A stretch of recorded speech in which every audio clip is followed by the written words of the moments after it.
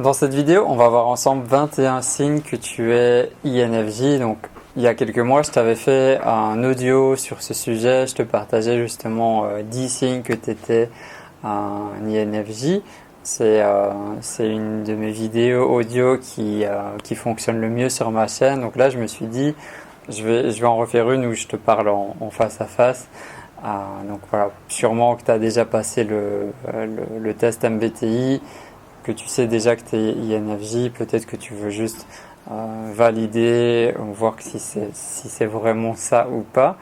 Donc là, on va découvrir 21 points ensemble et tu pourras me partager dans les commentaires ton ressenti, si c'est vraiment aligné avec la personne que tu es ou pas. Si jamais tu me découvres avec cette vidéo, je m'appelle Stéphane, je suis un introverti, INFJ aussi, et j'aide les introvertis à accueillir leur tempérament, à développer leur potentiel. Donc n'hésite pas à t'abonner sur la chaîne, comme ça tu recevras d'autres vidéos sur ce sujet. Donc on va y aller. Le premier point, le premier signe, c'est qu'en fait, dès l'enfance, dès ton plus jeune âge, tu t'es senti différent des autres. Donc voilà, il y a pas vraiment eu une période où tu t'es senti adapté, où tu t'es senti comme les autres, mais voilà, dès l'enfance, ça s'est fait sentir. Tu es différent, tu t'agis pas de la même manière que les autres, et tu as souvent l'impression ou eu l'impression d'être un extraterrestre sur cette terre. Peut-être aussi qu'au début, tu as essayé de faire semblant d'être comme les autres, mais en général, tu as compris que ça marchait pas, que ça fonctionnait pas de porter un masque ou de vouloir faire l'extraverti. Ça, voilà, c'est pas aligné vraiment avec la personne que tu es. Le deuxième signe, c'est que tu veux vraiment savoir ce qui se passe dans la vie des gens. Donc, par exemple, si tu retrouves un de tes amis proches, en fait, toi, tu n'en as rien à faire de ce qu'il a fait le week-end ou de parler de la météo ou de sa tante. Ça ne t'intéresse pas vraiment. Bon, s'il t'en parle, tu vas l'écouter évidemment. Mais toi, ce qui t'intéresse, c'est de savoir profondément comment est-ce qu'il se sent à l'intérieur de lui, qu'est-ce qui se passe pour lui en ce moment dans sa vie, comment est-ce qu'il se sent, voilà, qu'est-ce qu'il pense vraiment. Tu as envie d'aller en profondeur dans ses ressentis plutôt que de parler de banalité. Le troisième signe, c'est que pour toi, en fait, le chemin est plus important que la destination. Donc, par exemple, si tu as un objectif qui te tient à cœur, pour toi, ça va être plus facile d'imaginer et de savoir qu'il y a plusieurs chemins possibles pour atteindre cet objectif. Et globalement, tu vas pas être intéressé en fait par la réussite en elle-même, mais tu vas plutôt être intéressé par le processus, par tout ce qui va se passer entre le point A et le point B, mais c'est pas la réussite en elle-même qui t'attire. Le quatrième signe, c'est que tu es social, mais il y a parfois certaines conditions. Donc souvent on dit que les INFJ sont des caméléons, donc on a un petit peu dur à cerner, c'est-à-dire qu'à certains moments tu peux être un peu timide, un peu retiré, un peu réservé, ça peut arriver, et en même temps tu peux être à la fois charmant, attirant, amusant, drôle. Ça dépend vraiment en fait de pas mal de paramètres différents. Par exemple, la situation, ça dépend de la situation dans laquelle tu te trouves, ça dépend de ton humeur, ça dépend de ton niveau d'énergie, et surtout ça dépend des personnes avec qui tu vas être à ce moment précis. Le cinquième signe, c'est en fait la façon dont tu vas gérer les problèmes. Donc imaginons que quelqu'un vient te voir avec un problème précis. En fait, tu vas pas directement lui donner un conseil ou lui dire il faut faire ci, il faut faire ça. Toi, tu vas plutôt être en train de l'écouter ou de lui poser des questions pour que lui-même comprenne un petit peu mieux sa situation. Évidemment, s'il te demande des conseils et de l'aider, tu vas le faire, mais ce ne sera pas ton intention première. Tu pourras par exemple lui raconter l'histoire d'une situation que tu as vécue assez similaire pour qu'il puisse voir la leçon que tu en as tirée, si ça peut coller avec son problème actuel. De ton côté, quand il est en train de t'expliquer son problème, toi, tu vois exactement le chemin qu'il pourrait prendre, mais tu n'as pas forcément envie de lui dire parce que tu as envie que ça vienne de lui-même, que ce soit son attention profonde à lui qui se déclenche en fait. Et je te le dis souvent, les INFJ sont vraiment des excellents conseillers ou des coachs de vie. Et au passage, je te rappelle que moi aussi je fais du coaching, donc si tu es un introverti et que tu as envie qu'un autre introverti puisse t'aider sur ton chemin de vie, donc n'hésite pas à me contacter, on pourra en discuter ensemble. Le sixième signe, c'est qu'il y a en fait des limites à ton introversion. Donc oui, tu es un introverti, oui, tu aimes la solitude, tu aimes être seul, mais pas tout le temps. Donc tu vas pas pouvoir rester comme un ermite dans sa grotte et ne jamais sortir parce que tu aimes quand même les interactions sociales avec les autres. Tu es un petit peu fasciné par l'humain, tu as envie d'échanger avec d'autres humains, en particulier avec ton cercle social proche, donc avec des gens qui partagent des passions communes, avec tes amis proches, avec ta famille. Donc tu vas avoir besoin de ces moments-là pour te sentir bien, pour partager, pour échanger. Toi, ce que tu apprécies par-dessus tout, c'est d'avoir des conversations profondes, des conversations qui vont te stimuler. Donc ça, tu peux le faire que quand tu es avec ton cercle d'amis restreint ou avec vraiment des personnes qui partagent tes passions. Le septième signe, c'est le fameux door slam, donc la porte qui claque. Qu'est-ce que ça veut dire? C'est que, en fait, ça t'est sûrement déjà arrivé ou ça va peut-être t'arriver, c'est que d'un seul coup, tu as fait sortir des gens de ta vie parce qu'ils t'ont blessé ou parce que leur attitude ne correspond pas à tes valeurs. Ça pouvait être des gens qui étaient très très proches de toi et du jour au lendemain, tu as fermé la porte et tu n'as plus voulu entrer en contact avec eux. Je sais que ça peut paraître un peu bizarre, mais c'est une attitude qui est présente chez les INFJ.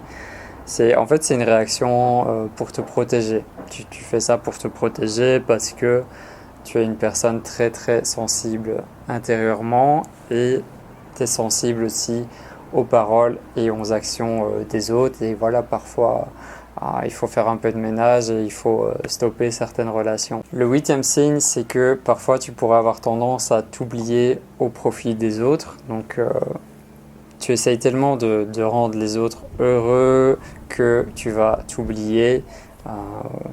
Tu vas oublier de te rendre heureux toi-même en te focalisant sur les autres. Et là, il faut vraiment faire attention à ça. C'est un gros problème des INFJ. Donc c'est toi qui es en train de vivre ta vie. Donc je dis pas que tu dois jamais faire attention aux autres, mais tu dois parfois te recentrer sur tes propres besoins, tes propres intérêts et ne pas faire passer les autres avant toi. On est presque à la moitié, donc si jamais tu apprécies ce genre de vidéo, n'hésite pas à t'abonner à la chaîne, comme ça tu pourras découvrir d'autres vidéos de ce genre. On arrive au 9e point, en fait, le 9e signe, c'est que tu as une empathie supérieure à la moyenne.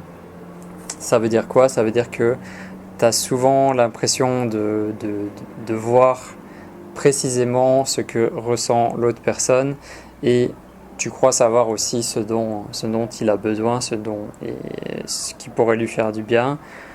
Tu n'as pas toujours raison, mais la plupart du temps, ton intuition est assez juste et perspicace. Tu peux ressentir ce que l'autre est en train de ressentir ou en train de vivre. Et si ce sujet t'intéresse, je t'ai fait une vidéo spéciale sur l'empathie, donc je te mets un lien vers cette vidéo ici. Le 10e signe, c'est que tu as un destin, une destinée bien précise. Donc tu sais que à l'intérieur de toi, tu sens que tu es destiné à quelque chose de grand et si jamais tu es piégé en ce moment dans un boulot, dans un job alimentaire, que tu travailles juste pour payer ton loyer, tes factures, à l'intérieur de toi, tu vas sentir qu'il y a un décalage et tu sais au fond de toi que c'est pas ta destinée, que t'es pas prévu pour faire ça normalement. Toi, ce que tu veux, c'est aider les gens, changer le monde et pas seulement obtenir un salaire. pour toi cette quête de l'idéal est plus importante que de gagner de l'argent. Le problème avec ça, c'est que tu sais pas toujours quelle est ta mission de vie, quelle est ta raison d'être. Tu n'as pas encore réussi à affiner ça, à trouver ça. Ou alors peut-être que tu as une idée, mais tu sais pas comment y parvenir. Voilà, et là je te rappelle que par rapport à ça, tu peux aussi me contacter. J'ai une formation sur ce thème-là qui pourra t'aider justement à trouver ta raison d'être. 11e signe, c'est que tu es toujours en quête. Donc tu as presque toujours ce sentiment que tu pourrais mieux vivre ta vie. Tu idéalises beaucoup ta vie, comment elle pourrait être. Il y a un principe que tu aimes beaucoup, un principe chinois ou japonais qui s'appelle Kaizen. C'est le fait d'être en constante amélioration, l'amélioration continue. Ça va te parler évidemment énormément. Attention de trop vouloir atteindre une vie parfaite. Ça va te poser problème si tu restes trop focalisé là-dessus. Le 12e signe, c'est en fait ton mécanisme de défense. Donc, parfois, dans certains cas, tu vas te tourner vers les gens dans le but de te protéger. C'est-à-dire que toi, tu es très sensible et tu es très dérangé si une personne te critique. Tu vas vraiment le prendre mal, ou si quelqu'un est déçu par ton comportement, ça va vraiment te blesser.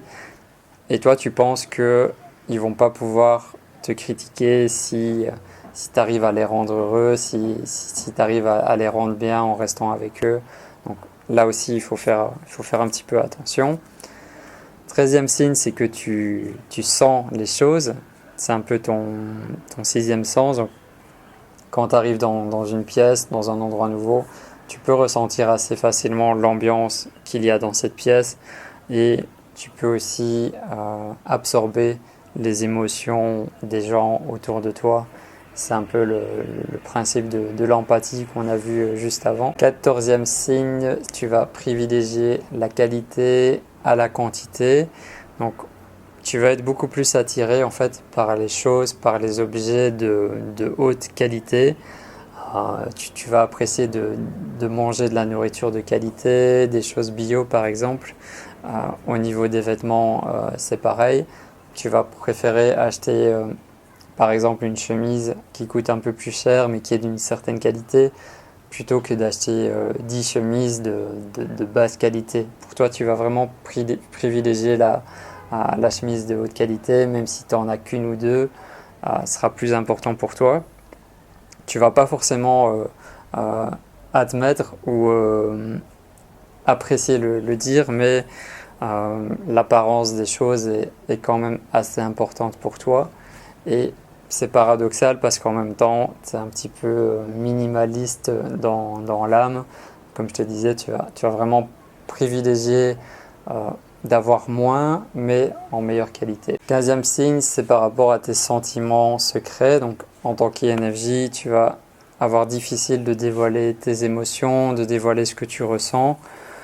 Tu as un jardin secret que tu cultives, mais tu le partages rarement avec d'autres personnes. 16e signe, c'est que tu te soucies beaucoup, donc tu vas être généralement une personne très attentionnée, consciencieuse. 17e signe, c'est tout ce qui est lié à l'apprentissage. Donc toi, évidemment, tu aimes apprendre des nouvelles choses, tu aimes découvrir, en particulier les domaines de la psychologie, du développement personnel, de la spiritualité et même parfois de certaines sciences. Ça va vraiment te passionner. 18e signe, c'est que ta tête est bien au-delà des nuages. Donc, quand les personnes autour de toi, elles vont parler des potins, elles vont parler de célébrités, de météo ou de choses qui pour toi semblent banales, toi tu vas plutôt penser au voyage dans le temps, à l'astronomie, à la nature humaine, où tu vas te poser des questions existentielles sur quel est le sens de la vie. Ça, c'est typiquement ta façon d'être. En fait, tu es comme ça, mais tu vas rarement essayer d'emmener les autres dans cet univers-là, parce que tu penses et tu sais que la plupart des gens en général ne sont pas intéressé par les sujets qui te passionnent. 19e signe, c'est que tu es un fonceur, tu fonces, donc tu te sens souvent obligé de faire avancer les choses. Tu vas aimer faire des to-do list, donc faire des listes de tes actions à accomplir pour atteindre ton objectif. Et si jamais tu n'as pas d'objectif dans ta vie, tu vas te sentir ennuyé, tu vas te sentir un peu bizarre. 20e signe, c'est que tu es un passionné. Donc, si jamais tu es passionné par quelque chose dans ta vie, tu as l'impression qu'il n'y a rien qui pourra te stopper, il n'y a rien qui pourra te barrer la route. Tu vas foncer comme je viens de te dire et voilà, tu es inarrêtable. Et le dernier signe, le signe 21, donc tu n'as pas demandé à être comme ça. Donc, il y a certaines personnes qui te voient vraiment comme un sage, une personne très spirituelle, et ils viennent vers toi pour avoir des conseils, pour simplement avoir un soutien émotionnel dans ce qu'ils sont en train de traverser. Donc toi, oui, tu vas apprécier ce rôle, tu vas apprécier aussi d'être utile pour les autres, mais parfois c'est trop pour toi, c'est trop, et tu souhaites simplement qu'ils puissent résoudre leurs problèmes par eux-mêmes ou qu'ils te laissent tranquille.